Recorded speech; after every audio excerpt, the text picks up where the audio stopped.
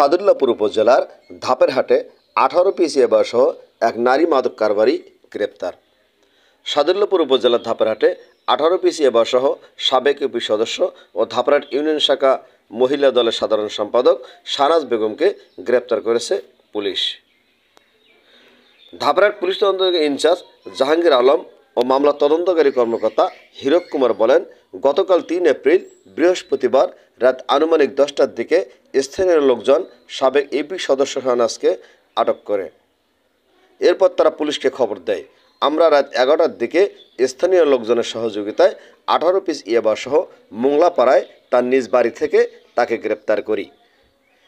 এ বিষয়ে তার নামে 2018 সালের মাদকদ্রব্য আইনে 4 এপ্রিল সাদুল্লাপুর থানায় একটি মামলা দায়ের হয়েছে।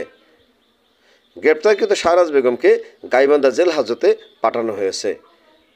গ্রেপ্তারকৃত শাহনাজ বেগম মোংলাপাড়া গ্রামের আজিজার রহমান দুলেমের স্ত্রী বলে জানা গেছে।